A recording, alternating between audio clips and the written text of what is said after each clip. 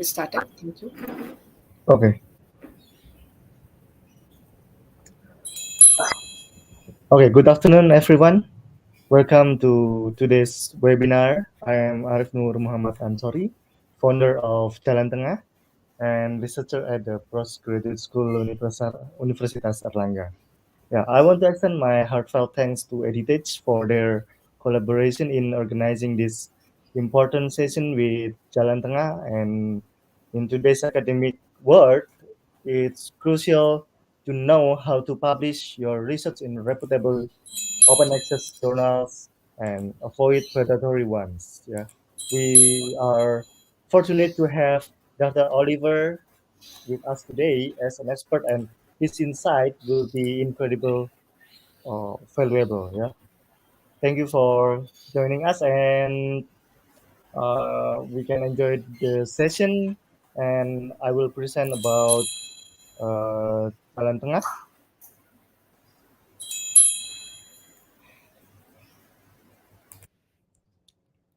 Yeah.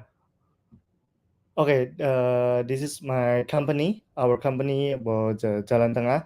We have many services like uh, publication services and bioinformatics, statistics, and also any other wet lab services.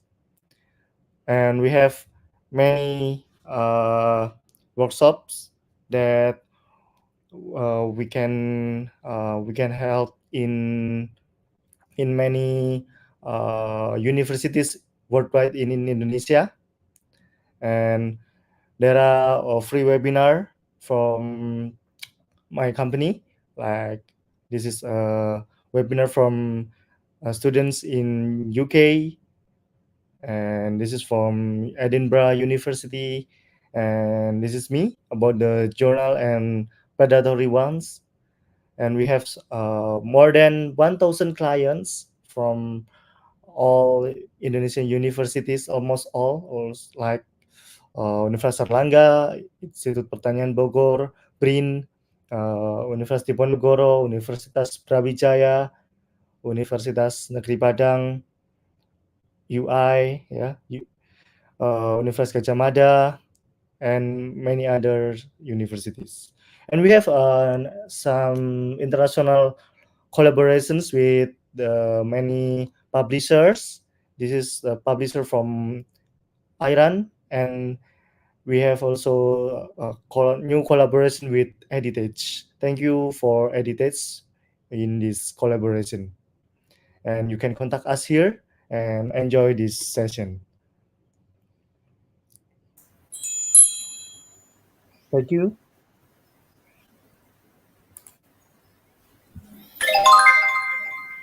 All right,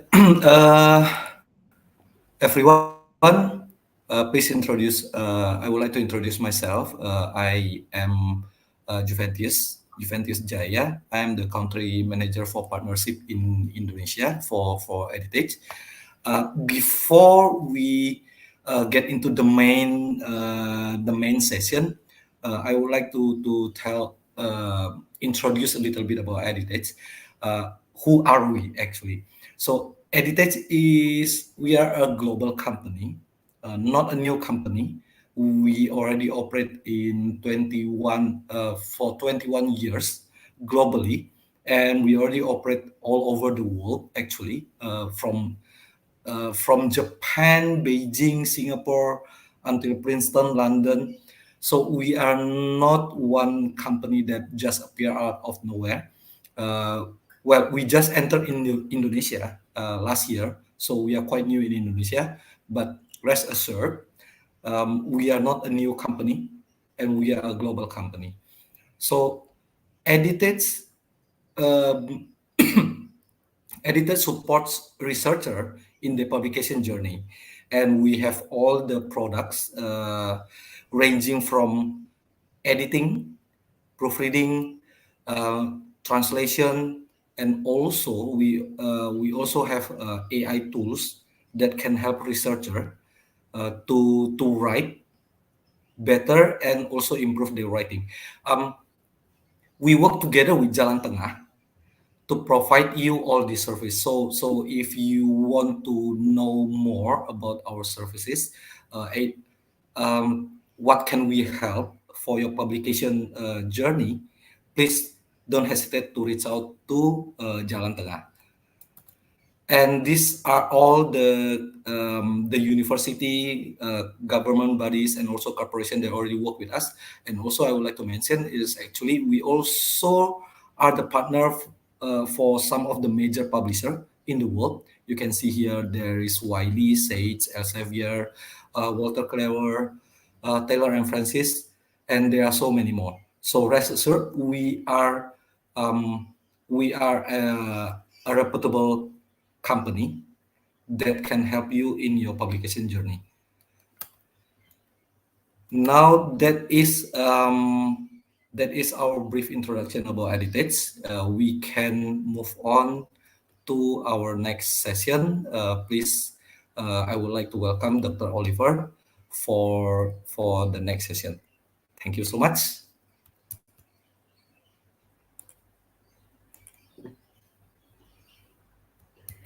Thank you very much for the kind introduction. I'll pull up the slides. At the same time, I will quickly introduce myself. My name is Oliver. I'm coming to you from Frankfurt, Germany today. It's morning here, a very rainy morning, unfortunately. Very great to be here. So my background's life sciences. I've studied in Germany with a couple of stints also abroad. Background heavily in virology, immunology, and now I work as a consultant for biotech, life science, and pharma companies, mostly focusing on research topics. Right now, it's more around oncology, virology over the last couple of months, but very happy to be in the life sciences field. And I'd like to present to you today how to submit to open access journals and how to avoid predatory journals. We've had a quick introduction to Editage already, so I'll quickly go through this. But the key question where we want to start today is, why do we need to publish at all as scientists? Scientific publications, on the one hand, help enhance the understanding and progress the field of study. That's a very ambitious goal. It also speaks to all of us. I think that's one of the reasons why we became scientists, but it also has another reason. Not just sharing your work, it's also about yourself. You need to publish to improve your career prospects, to sustain funding, and to boost your reputation. And that's the key currency in science. So what we'll talk about today is journals, first of all. Why is it so important to select the right one? And also which factors to consider when you're choosing a journal. So which ones are the ones that you should be going for? Quick checklist for the selection to give you a quick guidance. We'll quickly gloss over that as well. I'll share some resources where you can find information about journals that will help you pick the right journals. I'll help you recognizing predatory journals, a couple of quick things, how to spot them, where to be very suspicious, and a couple of guides to follow to avoid that really horrible pattern that's been emerging recently. And quickly at the end, a checklist for the submission package and a couple of guiding tips here as well. All right, why is it so important to select the right journal? You want to get a successful publication. That's what needs to come out. And if that doesn't work, there's going to be a lot of delay in getting your research out there. So how is it in academia? I believe some of you might have seen a sketch before. I've seen it also a couple of times before. It's always great to share it. Academia has evolved a lot. It's gotten a lot more competitive. From an early, dream times where it was all about publish, it moved into publish or perish. Now it's not enough just to publish, you need to show some impact as well. And even then your chances might even not be that great as you want to have. So publish frequently, high impact journals, maybe you won't perish. I think we've all had that pressure before in the academic world. And it really derives a need for professionalism in publishing and really making strategic decisions on where it would be best to publish. And the unfortunate thing why it's not enough to publish high quality content, if you still get your journal out or your public work out into a journal that's highly recognized in your field, it will still only impact that community. It's a niche audience. It's the research in the same field. That's the ones you really care about. but it's being mandated by you, from you by now, that you do more than that. And that includes disseminating your research to wider society, a diverse audience. That's not just the researchers in your field, but also funders, sometimes even media, policymakers and industry will need to get involved, and the universities will appreciate it very much or even challenge you to do that. That will also take the form that you might do more than just a manuscript, maybe video abstracts or infographics and summaries that make it easier for a lay audience to understand your work. So choosing a journal that offers this will help you make the most of your findings. Now, when we take a look as well as what the other side is doing, what editors are doing, and how they are screening for the right works to publish, they'll first do detailed screening for conformity to the editorial guidelines. Is the topic appropriate to their journal's scope? And is it appropriate for their readership? And that's going to the first thing that they do in very much detail, and only have a quick glance, a cursory screening of the research, the relevance, and the accuracy of the study itself and the usefulness. That's much more up to the reviewers if they get there. But the first decision, if it's going out to review or not, depends on whether it matches to the actual scope and the readership and the guidelines of the editorial office. So you need to keep that in mind when you're looking at the papers.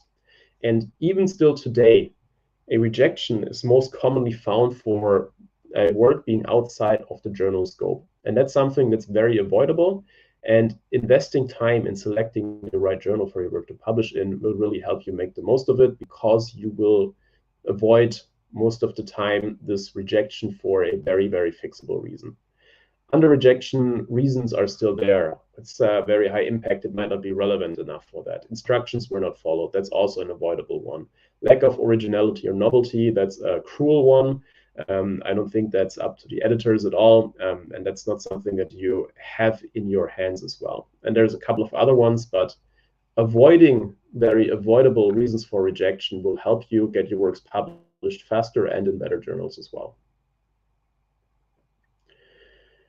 So that's exactly why we need to discuss how to select the right journal, because targeting the right journal is where authors most commonly go wrong.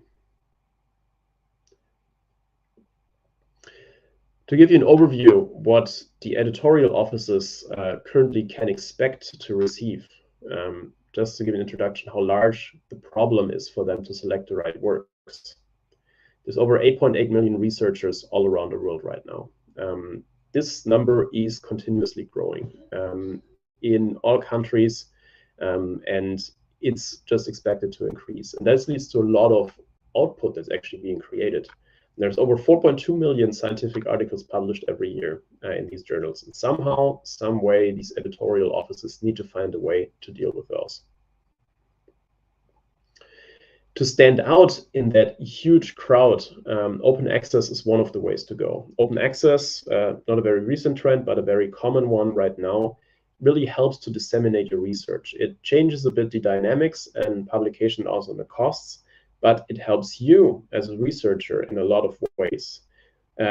Open access articles, just on average, have a much higher download rate. They're viewed many, many more times. They are also more cited than other articles as well, which will help the original authors of the paper as well.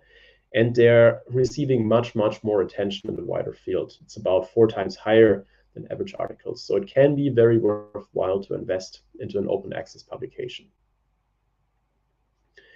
But how to choose one of these publications? So journals can be open access, can be others. We all would like to have our paper somewhere in Nature and Science and some of these ones, but sometimes aiming for that will just prevent you getting there at all. A lot of importance is given on one single number, and that's the impact factor of the journal. There can be a whole discussion if that is the right metric to measure or not. It's not the greatest one, and it's not being used in the way it was originally intended by its inventor. But it is one of the factors that we have, and even worse, what funding agencies, what hiring committees, and so on will look out for. So in some way, you are still stuck to the impact factor, and you need to consider this. But be aware that this does not necessarily directly translate into the quality of an article. Many niche journals that have the highest reputation in the field actually have a relatively low impact factor, just because the niche is very small. But look at it and you should know where the impact factor is of the journals that you're considering. Yeah, as I've said, Nature, Science would be great. PNAS, also pretty cool. We would all like to go there, but these are also the most selective journals. Rejection rates without sending it out to reviewers are very high with them, up to 80% almost, and even 50% still for PNAS. Without having a scientific peer look at it, it's being rejected right away for various reasons. Most of it is scope, fit, and maybe also relevance. So be pragmatic. We'd all love to be there. It's not where we should send every manuscript just to then go on to the next one. If you're pragmatic and really be realistic, you will have a much better experience publishing, and at the same time will have a faster path to the publications, and probably also in the end a higher output as well. Impact factor is not everything. It's all about the cost, topic, access, audience, reputation, and the rejection rates. You need to balance that. When you're looking at the journal, first of all, as I've pointed out, consider the mandate and the scope of the journal. Almost all of these journals have a description of that. They need to have that, otherwise there's not really a good reason why it should be a journal in itself and it should not be published somewhere else. Usually you find that online. There's websites for all of the journals. Look at them and see if the aims and the scope fit with what you have done in your work and where you see the work having an impact and relevance.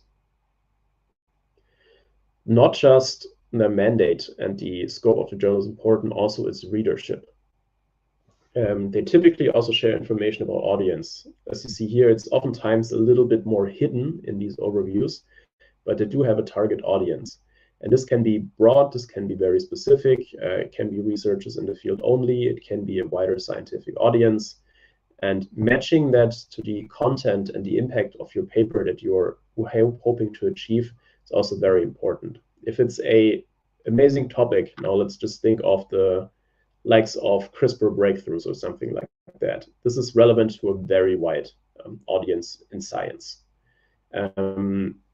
Some other impacts might be much more focused on a smaller field. So matching that with the work that you're doing and where you also see the kind of impact it can have should be realistic here, and look at the target audience gives you much higher chance of success to get a publication through.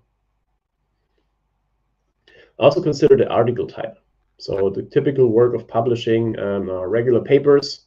It's original research that you describe and you make it available to the wider scientific audience. It's the first time that this topic, this content is being published. Then that's what makes it very different to a review article. Review articles are summaries of literature focused on synthesizing insights and giving a wider view of the entire field. So it's not original research, it's summaries of other research. These are also encouraged. These often help in understanding, and it's typically the first, for me personally, the first starting points when I look into a new field or when I need to get an overview before starting to read the original research. Other types are correspondence. This is not a publication of scientific work, but rather sharing of ideas, supporting or critiquing papers. So it's the way of discourse, the way of discussion of published findings that are already out there. Most commonly, what we consider, depending on where we are in our career, especially in the early stage careers, mostly regular papers that will slowly move into review articles over the course of your career, where you will still be will be part author of the original papers, but your focus and your impact and your voice can have a much higher reach with the type of a review article. Just a couple of examples here. Experimental research, applied research can be somewhere else. There's methods journals that basically just publish methods and protocols. Journals that really focus only on reviews. So with the article type, you can also match that to certain journals that would fit better for you. Again, the applicability, the broadness of the applicability plays into a role here. Is something that you're sharing in your work very generalistic? Just as an example, I pointed out the level of CRISPR technology in itself. Is it specialized or even super specialized? Here, just to have an example, moving from the Lancet to the Journal of Cardiovascular Translational Research, and the cardiac anesthesia really shows how much smaller fields can get, how more specialized the findings there would be in these journals. And really make yourself aware, be pragmatic, how wide of an impact your work would have, and therefore use that for journal selection. Also, are you rather looking for a global, regional, or national level of recognition? Research is well, very global, but still, when we look at medical fields, oftentimes it's also very country-specific or region-specific when we look at guidelines, when we look at the advancements and the actual methods of care. And therefore, there can be a variation. Also consider here where it's best applicable. Is that a wider audience? Is it a small, specific population that has been studied? Make that a part of your consideration as well, again, here to improve your chances of getting through.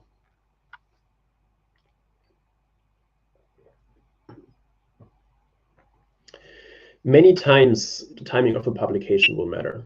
And it's rather not when, but rather how quickly we need to publish. We often needed to get completion of a PhD. We need to have the publication in before we can get the next job, to get the promotion that we need to publish all results before another group. So really thinking of that, publication can take a very long time, and more reputable, the more restrictive the journal is, the longer times it usually takes to publish, with review, several rounds of review, and so on. And just to be realistic, review speeds often are shared by the journal as well. Also, that means usually their target times, and we're thinking of about 4 to 6 weeks just to get an answer if they're going to publish or if they require additional work from you.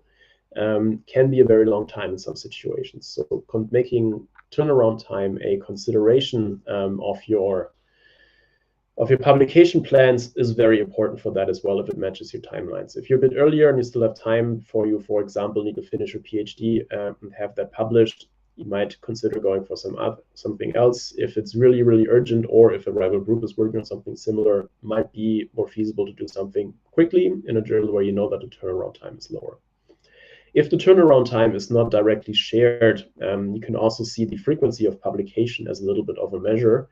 And also in what kind of volume or edition they would see the publication in. So keep that frequency also as a guide, how often they publish and what kind of volumes that are being published are already filled with papers that they're pre-publishing online versus which ones are still open. And that gives you an idea of that as well.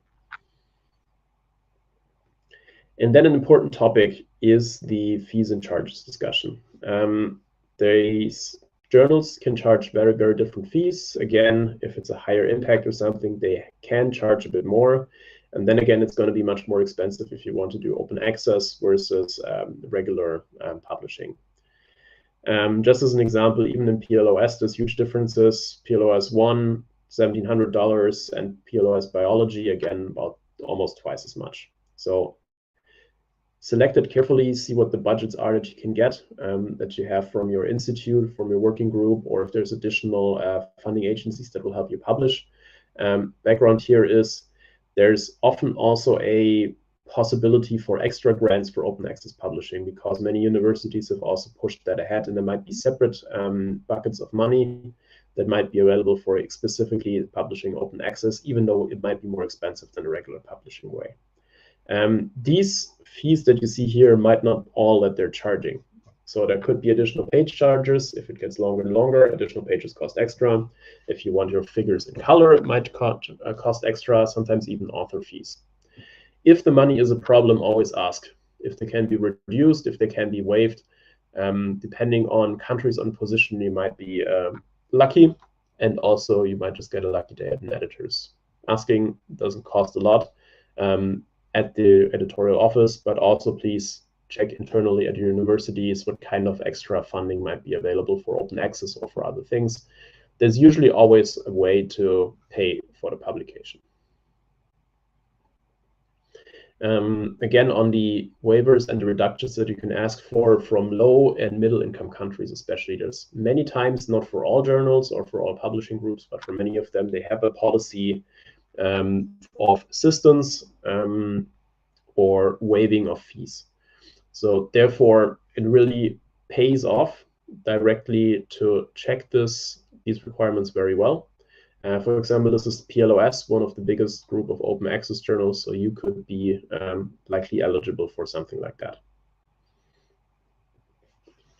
Then there's different ways when you're considering open access versus other models. There's also a classical subscription model where the readers will need a subscription to the journal in order to be able to access the articles. There's also some hybrid solutions where things get weird and very complex. The important thing to know about open access is you need to do this at the time of submission. So you need to select when you submitted that you want to do this in open access.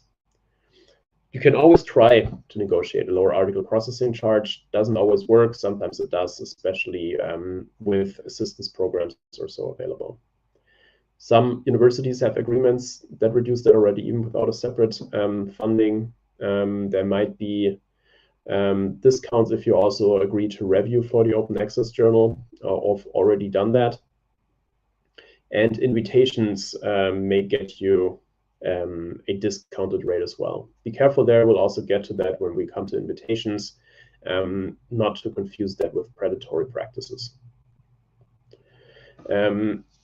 For hybrid journals, you can still opt into open access after the acceptance of the paper, at the time of signing the license, actually.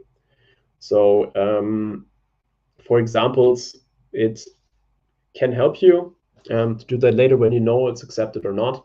You might have lower charges before that. And also, if you have a longer paper or many figures, it might be that actually open access is the cheaper way to go. But depends on the case, depends on the paper. Keep in mind, though, that once you go open access, you can probably never take it back.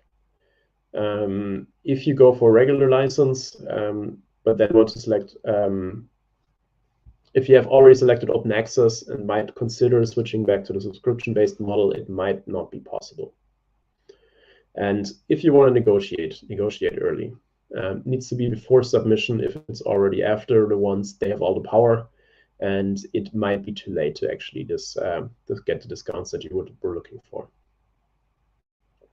Trying to put this into a quick checklist that can also be looked at later on. What you need to look at is the journal metrics, impact factor, use a similar factor if it's not available, like SGR. Check if the journal is indexed, if it's visible, and also then check the journal type after you've looked at the website. Check how many of these issues are published each year and how much time it takes for the decision, so you get a handle on timing. On the selectivity, see if you can find out the acceptance rate and how peer review works and how restrictive it is. Sometimes you can also get that. On the cost side, check any open access charges, check for additional charges. They might be very much hidden in this fine print. For example, pages, color figures, and other submission costs and processing fees.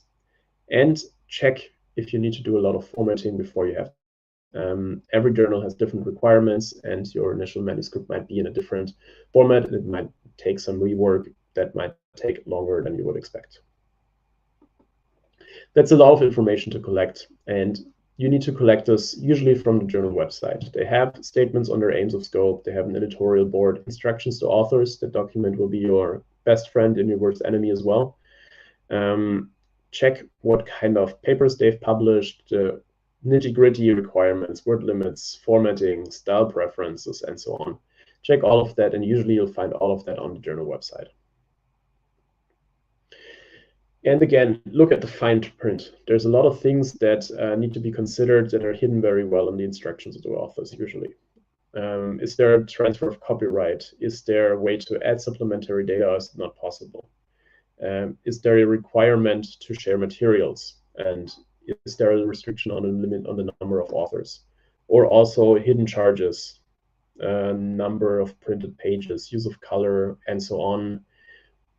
A lot of ways where they can try to make money from you. So really look at the details, be prepared to really go into the nitty-gritty. If you're ever in doubt if it works, try to email the editor. It's called a pre-submission inquiry. Some will reply, some will not, so don't get your hopes up too high. But it may not, it may always pay off.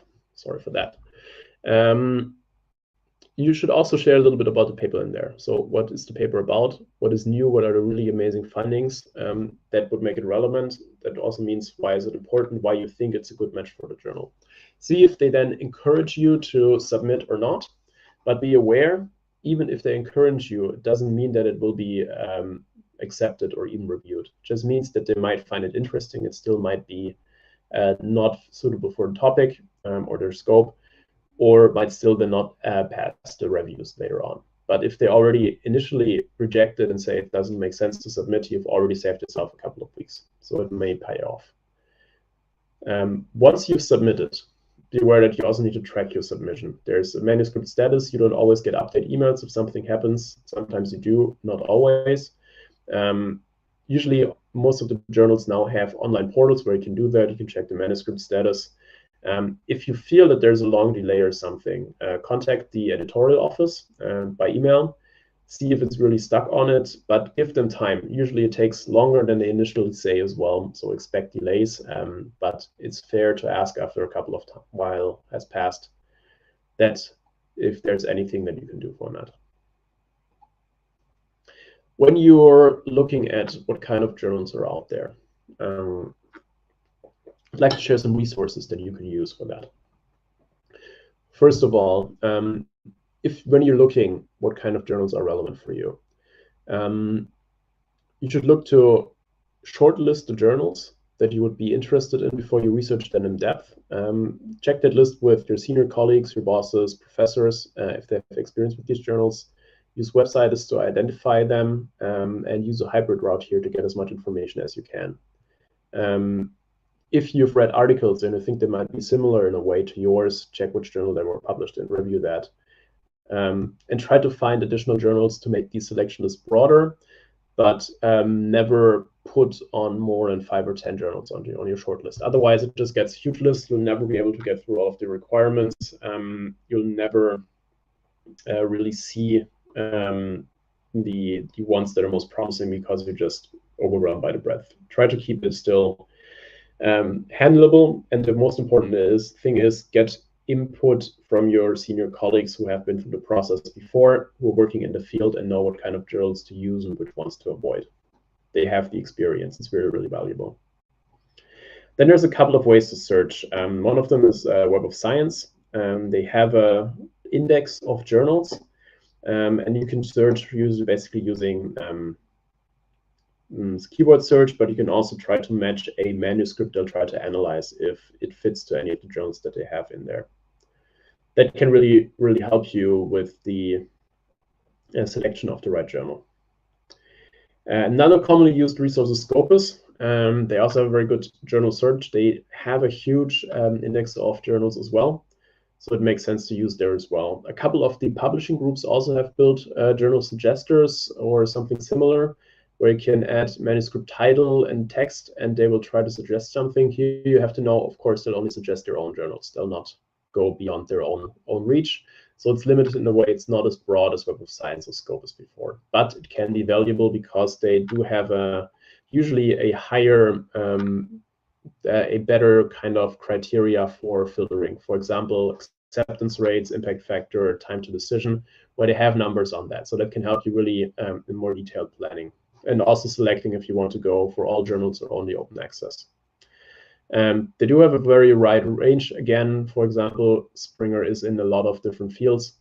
So this can be a valuable research if you're considering that, but also check other publishing houses as well.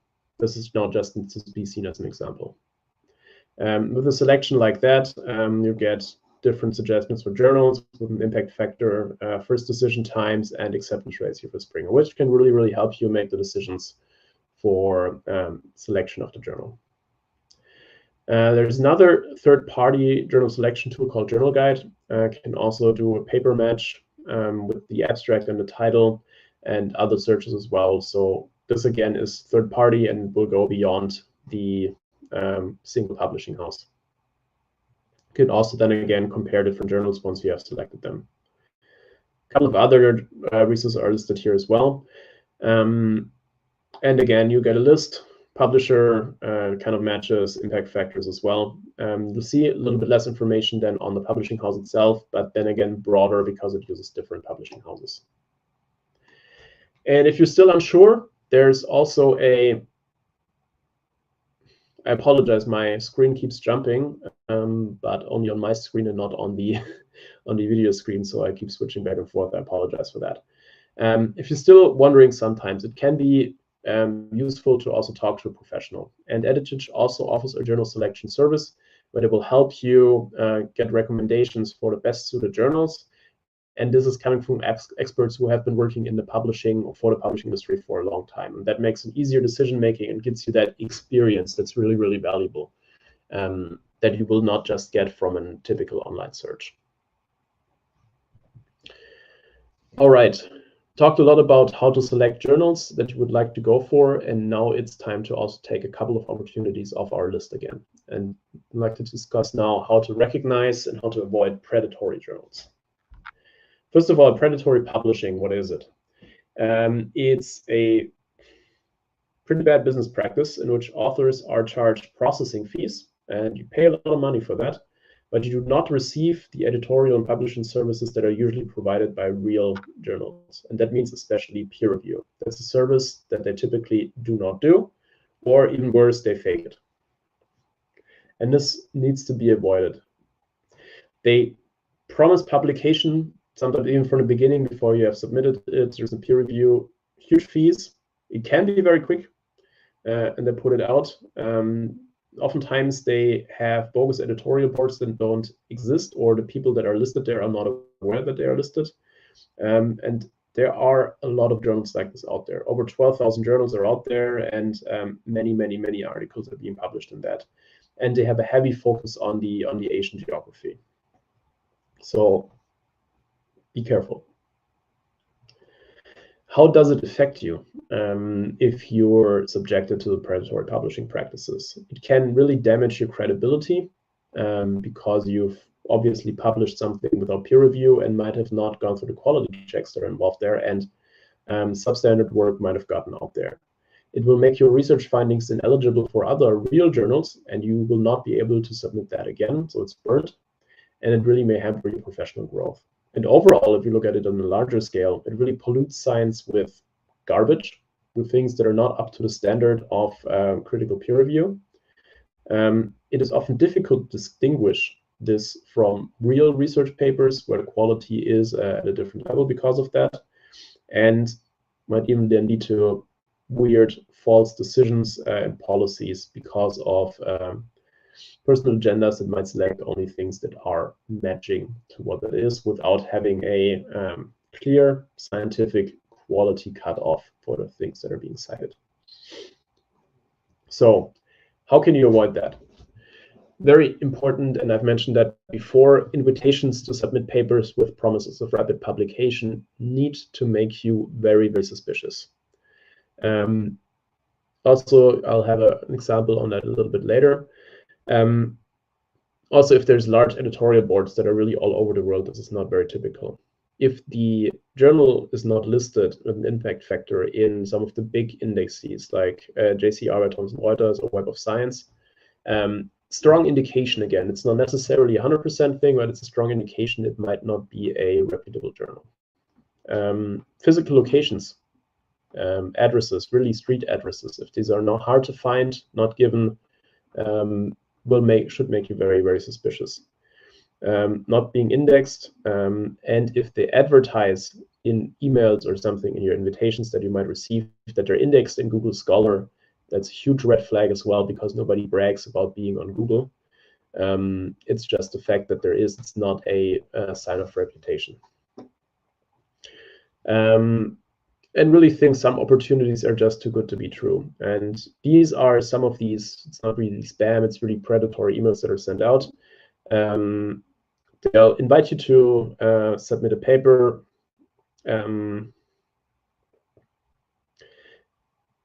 They promise, again, here a couple of things. They promise rapid publication. which is something that typically doesn't happen. It doesn't have any link to something that you've done before. You probably haven't heard of the journal before. And then, especially when we are young researchers at our early stages of the career, nobody will invite you because of our scientific reputation.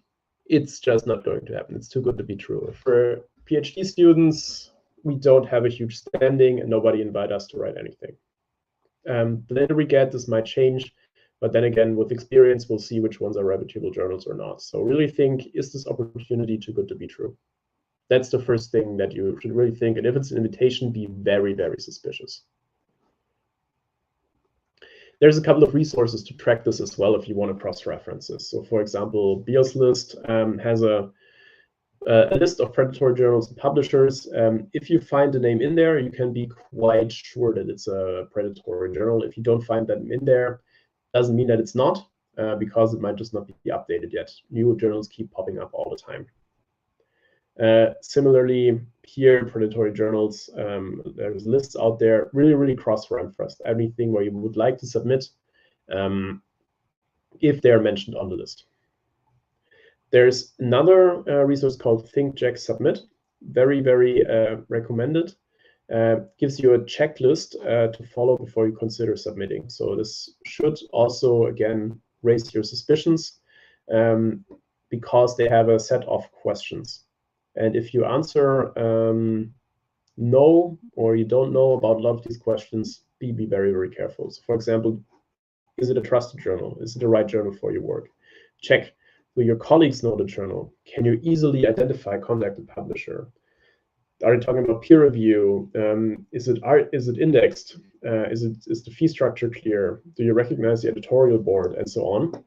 And with these checklists, only submit if you can answer yes to most, or even ideally all of the questions of the above. Otherwise, be very cautious.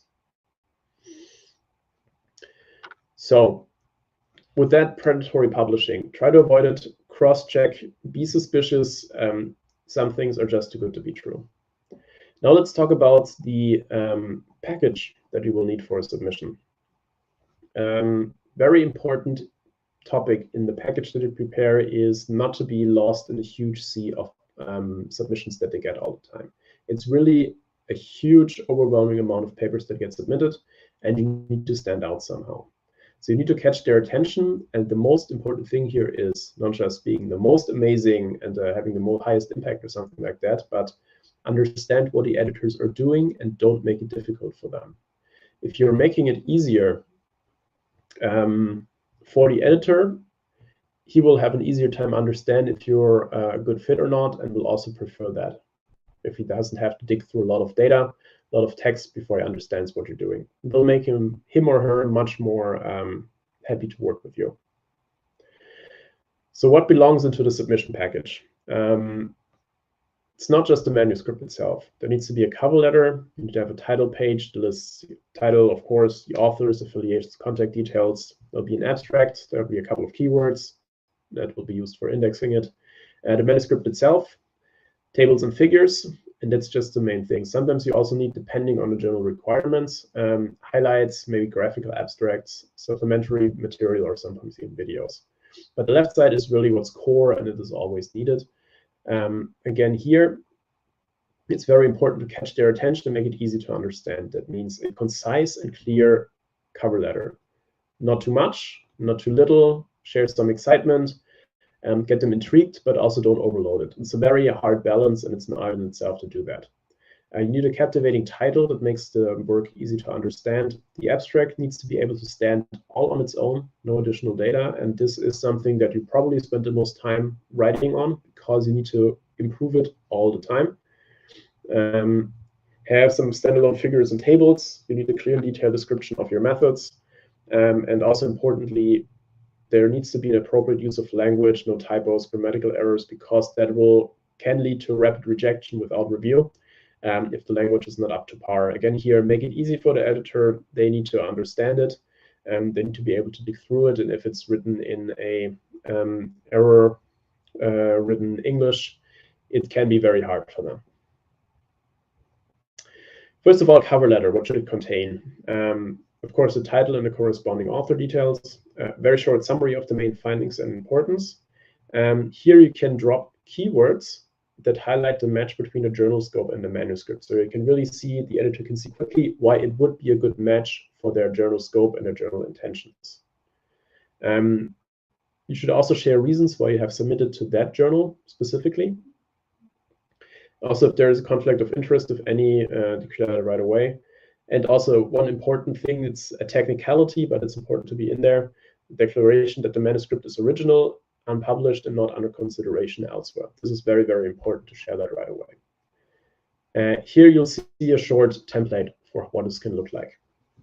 So with your editor, if you have the names, please use the names there as well. Please file and close my manuscript entitled. Would be great if you can review it as a publication in the journal. Also share if it's a certain type of article as well. Then you'll have the cover letter body. The main part is novelty and backgrounds. Keep it short.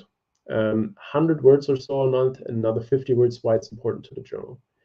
It's an art to write something short, so that's very, very hard to get all of the information that is critical in there without talking too much.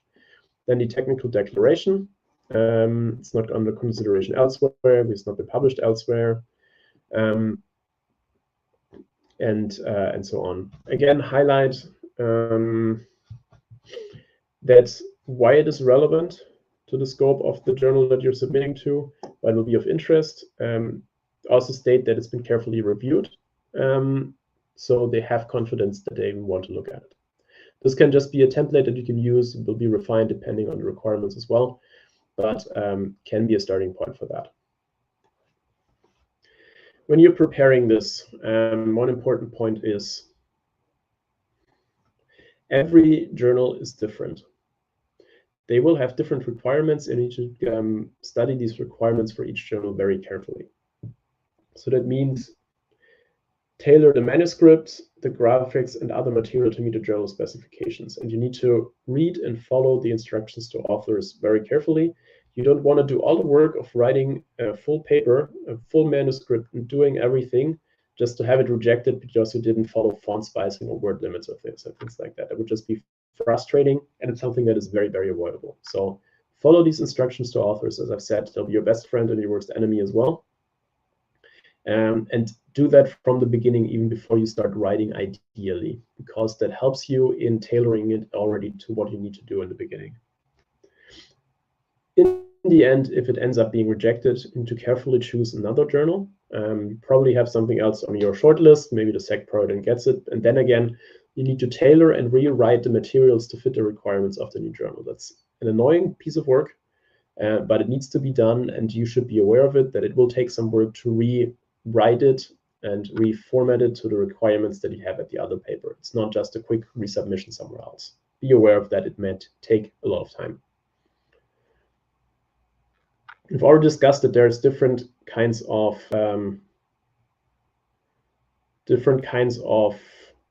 categories of articles that can be published.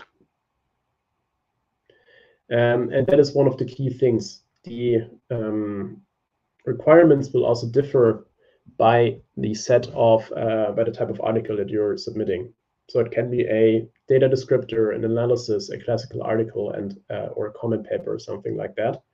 So please be aware how that works, what you need to do, and what that might entail for the formatting and the writing that you're doing. When you have aligned that, start drafting the manuscript only then. Check if the journal has a template. Some of them offer this. Otherwise, set up a template in your word processor, maybe Microsoft Word or whatever you're using, from the beginning. That means formatting, fonts, and so on. If you do that once at the very beginning, you'll have a much easier time. Always be mindful of the word and character limits. They should be your guiding numbers all the time. You should be continuously checking them. And you'll spend some time on optimizing that as well. You need a catchy title. You need a very engaging abstract. That's really an art, because you need to put basically everything you're putting into the long manuscript also into the abstract, but in a much shorter way that still brings across all of the important things while leaving out the unnecessary details at that stage. You might need another running title or a lay summary, a couple of things, depends on the journal as well, and always provide complete and correct author details.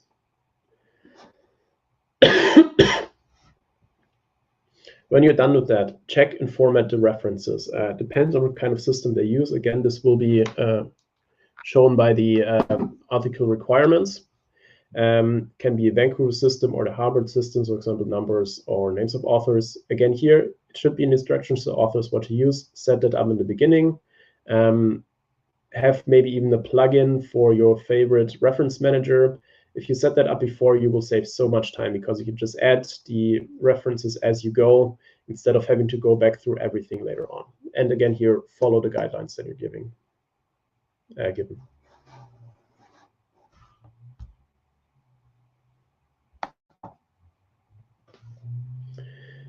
When we're talking about figures and tables, always check the journal's guidelines for preparing what they need. It's the size and resolution. Sometimes they want 300 dpi or above. Sometimes they want vector graphics only.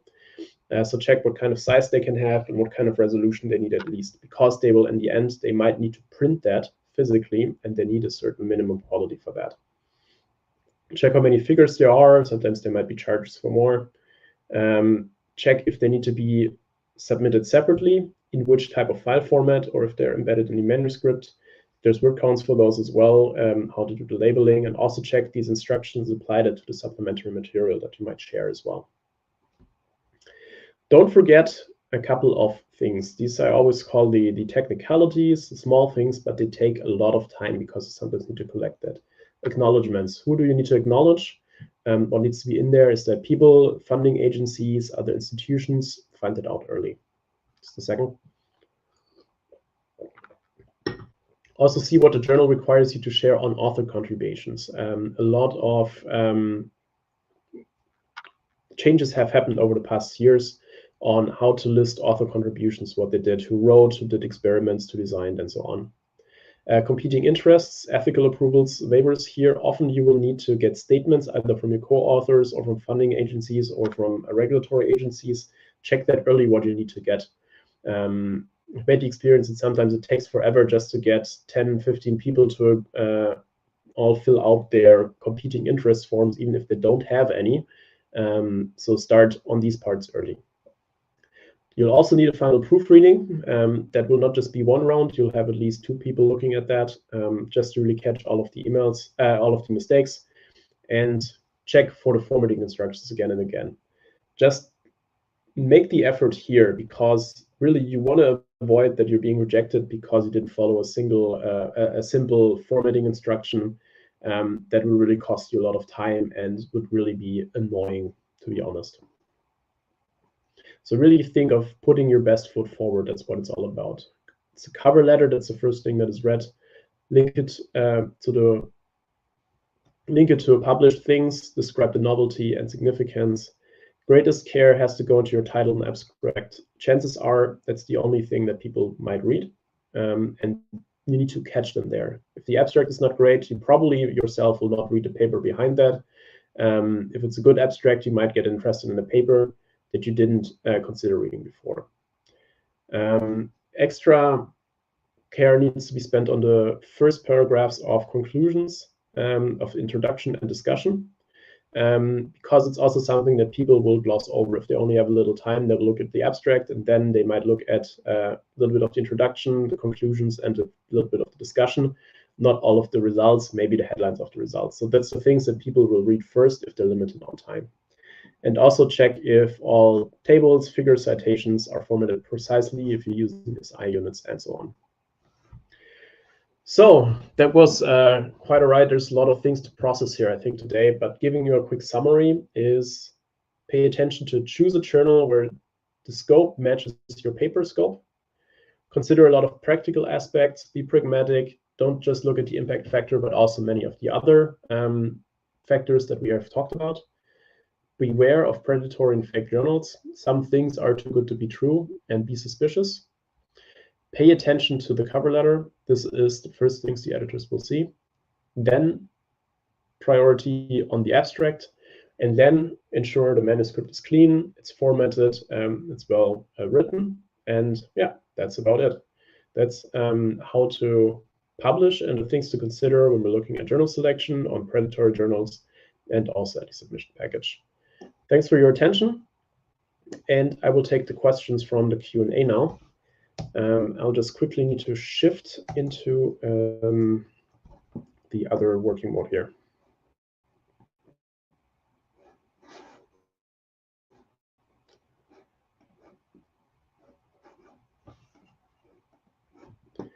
All right, I'll go through the Q&As.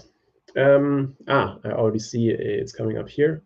Are there any grants or financial aid options available specifically for open access publication fees? Yes. Usually, I'm not familiar with the Indonesian market, I'll have to say that, but typically what we have, there's things on institution level, that there might be a separate fund for open access publishing. In Europe, there's oftentimes when you make a funding request, you'll also add some budget for open access publishing.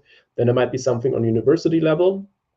And then there might be other financial aid options, especially from the publishers for lower mid-income countries, where there's also a lot of fees and waiver programs. So there's typically a way to find the funding that you need here. So what tools or metrics can authors use to track the impact of their publications in open access journals? Here, what is very useful, well, the classical ones is references listed. I personally like to use, what's it was called? There was I'll get back to it, where you can have the sharing of it's ResearchGate. ResearchGate, where you can see profile of authors and what they've published, and also see where the citations are coming in. Otherwise, you can also very well use Scopus, Web of Science to track. And the key metrics here is references, and there's a lot of other metrics if you can follow and get to them. That's basically often hidden by the journal as well. That's the downloads. That is the most interesting thing. ResearchGate, I can really recommend here. How can researchers verify the credibility of a journal before submitting their work? Key thing here is follow the think, check, submit pattern. That will really, really, really help you. All of the questions in there are basically listing, and they are different metrics on the reputability of a journal. And this will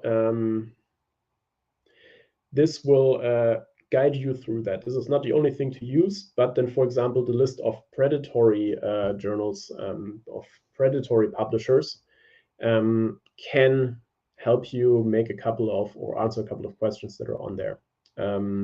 I really highly recommend to follow that framework. Here's another question. Some of many high impact journals, publishers are listed in Beale's list. What do I think? Can't comment on that. I really need to check which ones those are. I was not aware of that. Impact factor can be a two-edged sword. So there can be a really a way to guide that there's a lot of references to something. At the same time, high impact journals can still have predatory practices going on that can include, on the definition of what is predatory, that can be very high costs for not a seemingly the standard of review, standard of care in this, can also really be a truly predatory journal as well.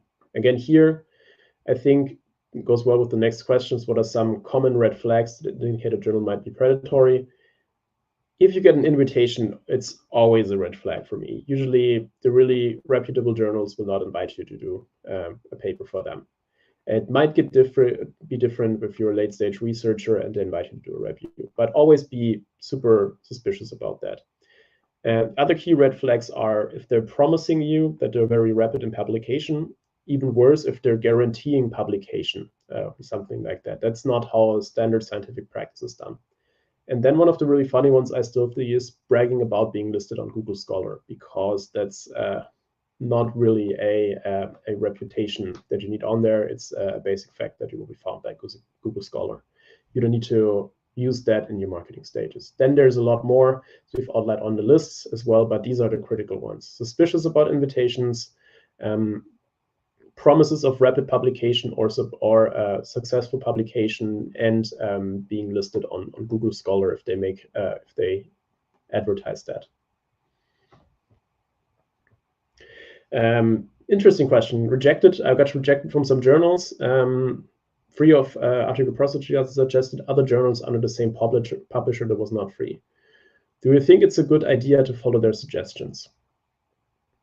Hard to say. It depends. What I would say is if the free APC journal is not considered predatory, could be that this is a bait and switch tactic, but that would be listed in some of these libraries. If they're listed as a reputable journal and they recommend another journal, I would give that some weight.